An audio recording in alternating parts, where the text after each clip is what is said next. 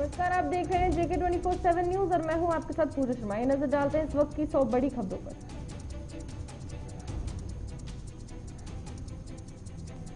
देश में कोरोना के लगातार 2 दिन तक कम मामले आने के बाद कोरोना संक्रमण के मामलों ने दोबारा 3.5 लाख का आंकड़ा पार कर लिया है। देश में कुल 3,62,720 मामले सामने आए। देश में बढ़ते कोरोना संक्रमण के साथ मौत का आंकड़ा भी लगातार दूसरे दिन 4,000 के पार पहुंच गया है। दरअसल 4,136 लोगों की मौत भी हो गई है इस दौरान।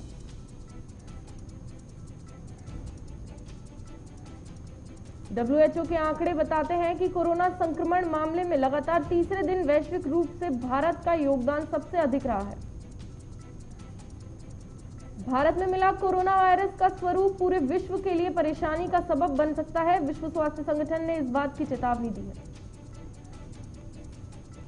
WHO ने भारत में कोविड-19 के मामले दोबारा तेजी से बढ़ने से होने वाले खतरे का आकलन कराया है। इस आकलन में हालात खराब होने के लिए कई कारकों को जिम्मेदार माना गया।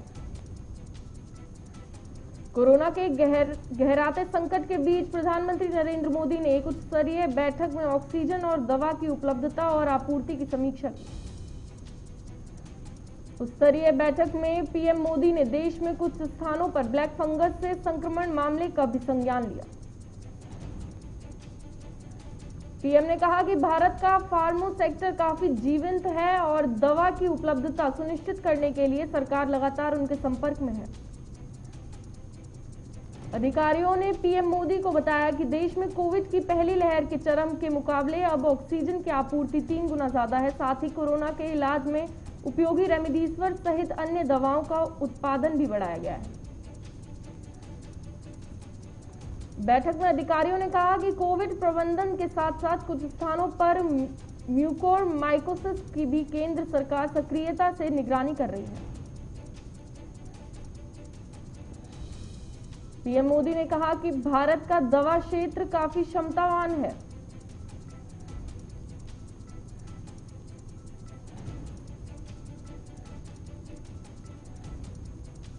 दिल्ली एनसीआर में तड़के सुबह हुई बारिश के कारण मौसम सुहाना हो गया है। मौसम विभाग की ओर से आशंका जताई गई है कि कई राज्यों में बारिश और धूल भरी आंधी चल सकती है।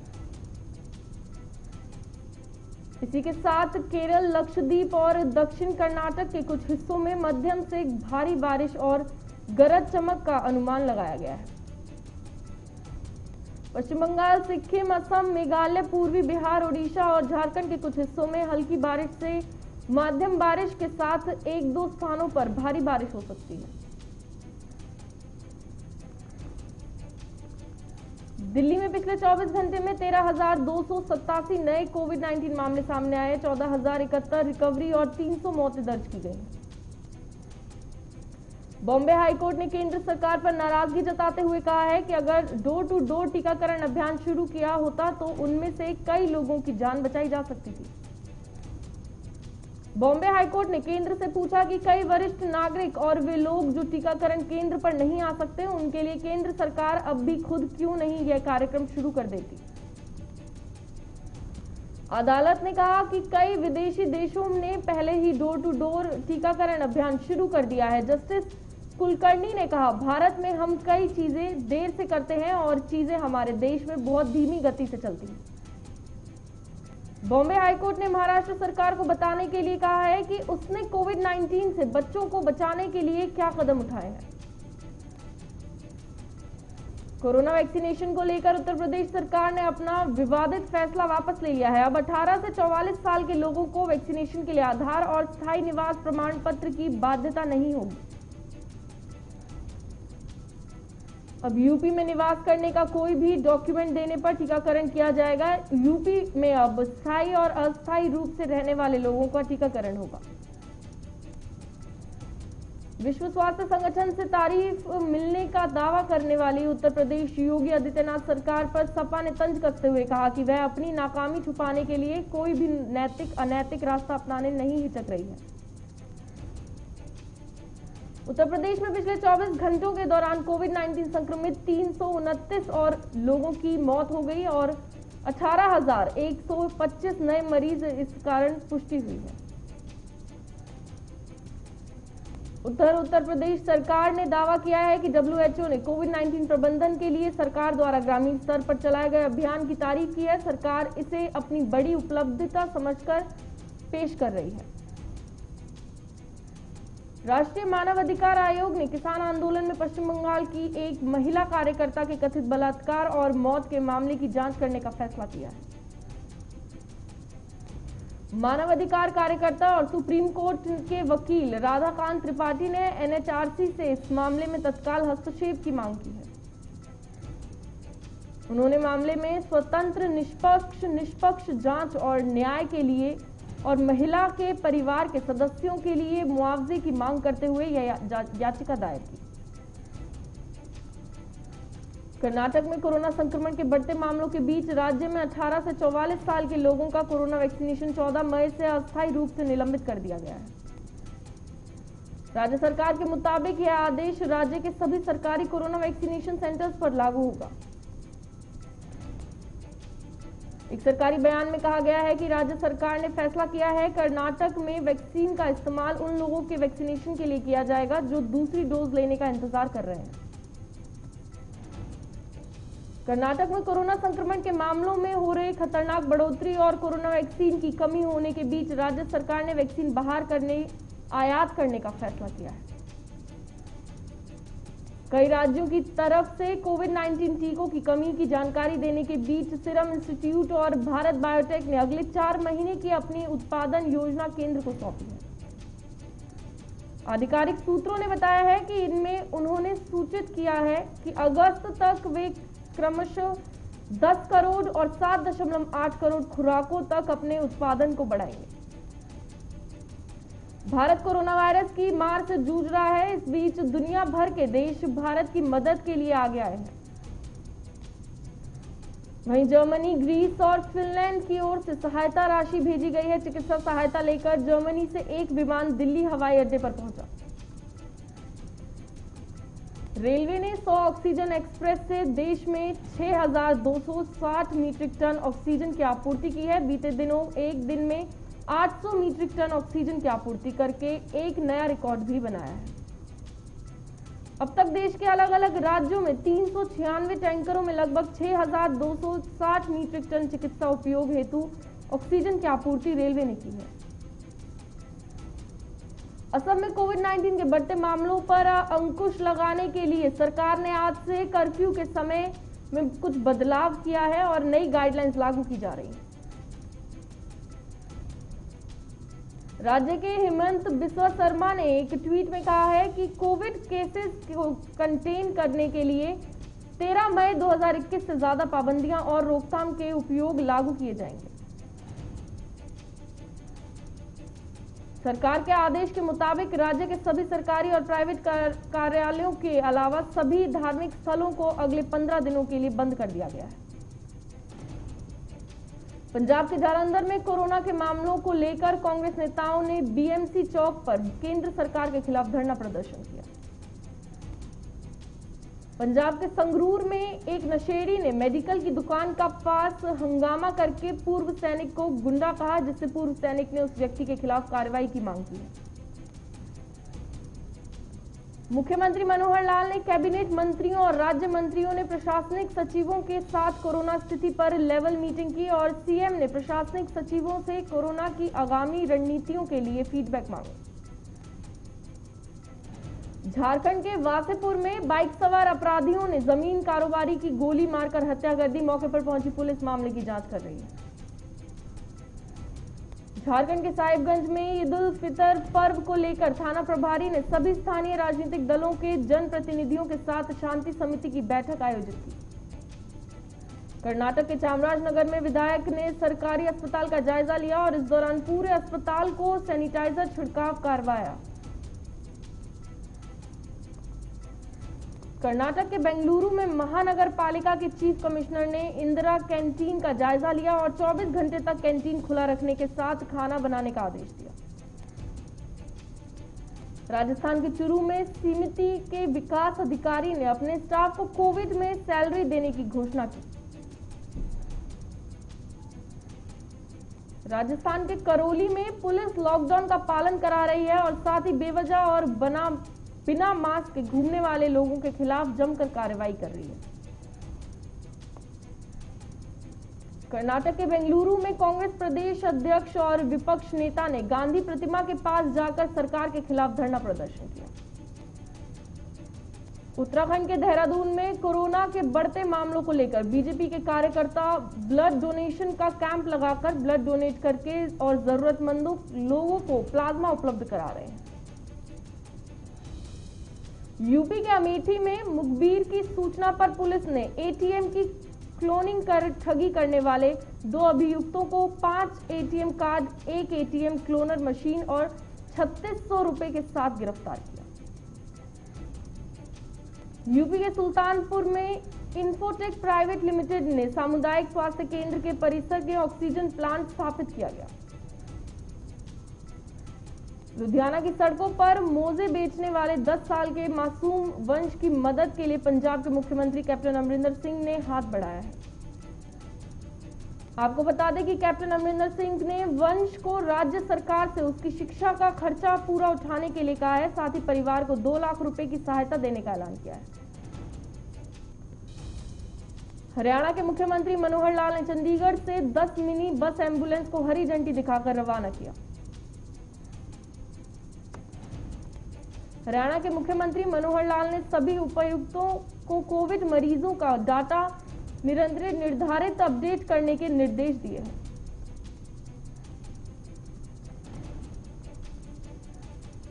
हरियाणा के स्वास्थ्य मंत्री अनिल विज केंद्रीय स्वास्थ्य मंत्री के साथ बैठक में शामिल हुए और स्वास्थ्य मंत्री ने बताया कि 45 लाख वैक्सीनेशन कर चुके हैं। यूपी के कन्नौज में आर्थिक तंगी से परेशान एक युवक ने अपने ही अपहरण की योजना बनाकर अपने घर वालों से लाख रुपए की फरोख्ती मांगी।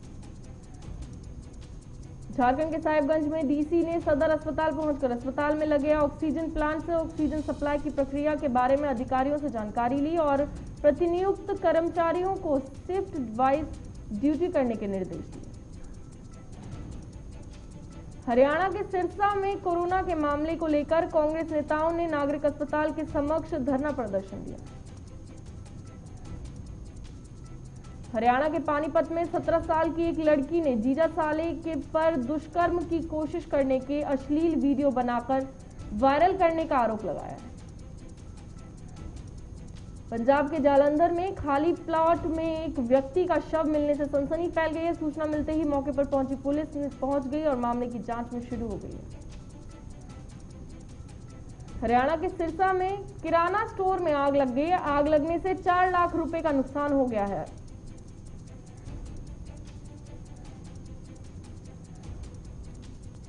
हरियाणा के स्वास्थ्य मंत्री अनिल विज के आदेश अनुसार क्वारंटीन पेशेंट के घर ऑक्सीजन पहुंचाना शुरू हो गया है। आपको बता दें कि पहले पेशेंट को अप्लाई करना होगा और डॉक्टर्स की रिकमेंडेशन के बाद ऑक्सीजन घर पर पहुंच जाएगी। झारखंड के महेशपुर में एक युवक की गला रेतकर हत्या करने का मामला सामने आया है। मौके पर पहुंची पुलिस ने शव को पोस्टमार्टम के लिए भेजा है। यूपी के बरेली में डीएम और एसएसपी ने लॉकडाउन का जायजा लिया और लोगों को घर से ना निकलने की हिदायत देकर कहा कि लॉकडाउन का उल्लंघन करने वालों के खिलाफ महामारी एक्ट के तहत कार्रवाई होगी। यूपी के कौशाम्बी में रेमडेसिविर इंजेक्शन की मदद के लिए कोरोना पीड़ित ने बीजेपी विधायक को फोन किया तो बीजेपी विधायक ने ब्लैक में रेमडेसिविर इंजेक्शन और दवा दिलाने की बात कही, जिसका ऑडियो वायरल हो रहा है। यूपी के सहारनपुर में मदरसा जामिया रहमत में कोविड-19 मरीजों के लिए आइसोलेशन अस्पताल बनाने के लिए डीएम ने के जरिए सूबे के सीएम से इजाजत मांगी। चंडीगढ़ में 10 दिनों से हर रोज प्रदेश 150 से ज्यादा कोरोना संक्रमितों की मौत हो रही है और मरने वाले का आंकड़ा बढ़ने में शमशान घाटों में लकड़ी की संकट पहुंच गया है।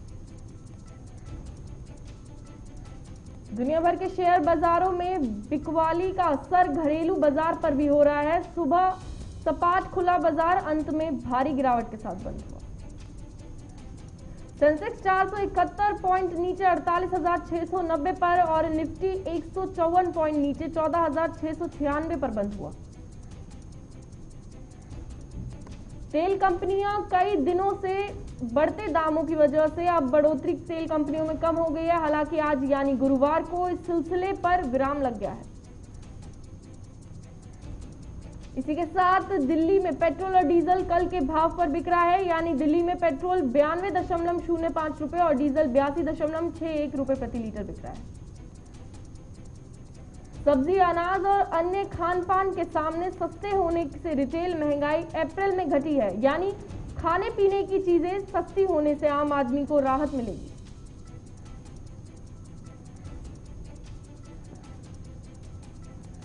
सरकारी आंकड़ों के मुताबिक देश की रिटेल महंगाई मापने वाला कंज्यूमर प्राइस इंडेक्स 4.29% पर आ गया है, जो मार्च में 4 महीने के सबसे ऊंचे स्तर 5.52% पर था। सेबी ने पीसी ज्वेलर्स के शेयर में इनसाइडर कारोबार के मामले में बड़ी कार्रवाई की है। इस कारोबार में जिन लोगों से फायदा कमाया है उनसे 8.40 करोड़ रुपए लौटाने को कहा गया है। सेबी ने बुधवार को 53 पेज का ऑर्डर जारी किया है। इसमें सेबी 5 लोगों पर 20 से 20 लाख रुपए की पेनल्टी लगाई है। केंद्र सरकार ने बैटरी स्टोरेज इक्विपमेंट के लिए प्रोडक्शन लिंक्ड इंसेंटिव्स की 18,100 करोड़ रुपए की स्कीम को मंजूरी दे दी है। यह मंजूरी आयात के खर्च को कम करने और घरेलू ईंधन को बढ़ावा देने के लिए की गई है। इससे 2 से 2.5 लाख करोड़ रुपए के तेल के बिल की बचत होगी।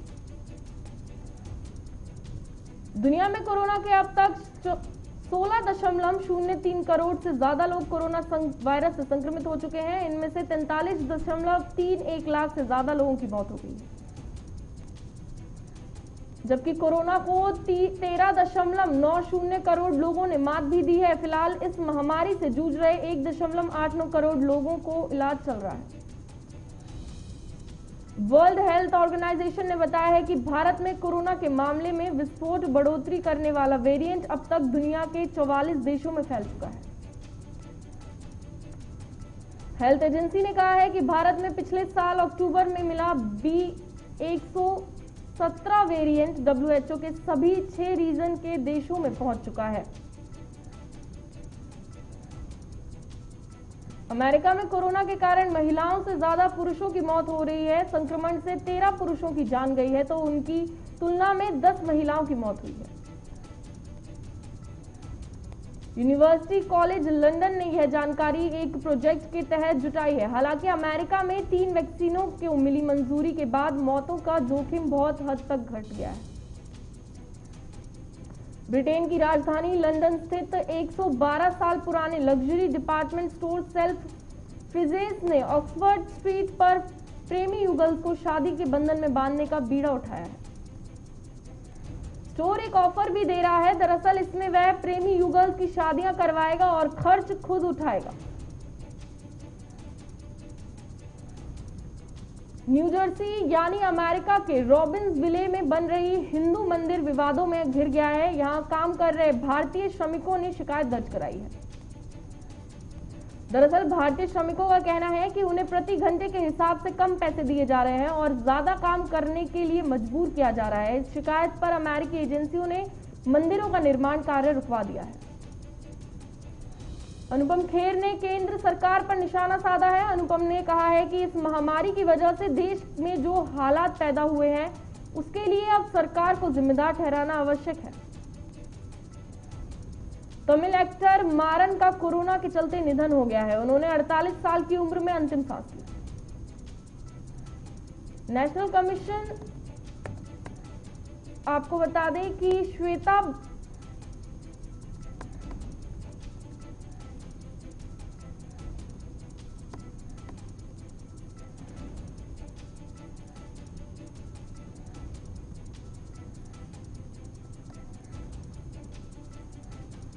मुंबई में जन्मी बॉलीवुड अभिनेत्री जरीन खान 34 साल की हो गई हैं। 22 साल की उम्र में वे हिंदी फिल्म इंडस्ट्री में डेब्यू करने वाली थीं, जिससे आज भी बड़ी कामयाबी की तलाश कर रही हैं। कोरोना की दूसरी लहर के चलते आयुष्मान खुराना की डॉक्टर जी की एमपी और यूपी में होने वाली शूटिंग टली। इंदौर में 20 से 25 दिन का शूट होना था। क्रिकेटर सुनील गावस्कर ने टीम इंडिया के युवा विकेटकीपर बल्लेबाज ऋषभ पंत को लेकर बड़ा बयान दिया है। उन्होंने कहा है कि भविष्यवाणी की है कि ऋषभ पंत भविष्य में टीम इंडिया के कप्तान होंगे। टीम इंडिया के कप्तान विराट कोहली और उनकी पत्नी अनुष्का शर्मा ने कोविड-19 राहत कार्यों के लिए फंड जुटाने के कैंपेन में लगभग 11 करोड़ रुपए जुटा लिए हैं। ऑस्ट्रेलिया के पुरुष और महिला क्रिकेटर कोरोना के खिलाफ लड़ाई में भारत की मदद के लिए सामने आए हैं और उन्होंने अपने देश के लोगों से यूनिसेफ ऑस्ट्रेलिया में डोनेट करने की अपील की है। सुशील कुमार के खिलाफ लुकआउट नोटिस जारी हो गया है। अब इसको लेकर कोच वीरेंद्र कुमार का बयान सामने आया है। कोच ने कहा है कि ये कुश्ती की छवि खराब कर सकता है। सिंगापुर ओपन कैंसिल हो गया है और साइना 2012 के बाद पहली बार ओलंपिक में नहीं खेलेंगी। साथ ही श्रीकांत की भी ओलंपिक खेलने की उम्मीद खत्म हो गई है। तो चलिए फिलहाल के लिए सुपरफास्ट खबरों में इतना ही। अब लेते हैं एक छोटा सा ब्रेक।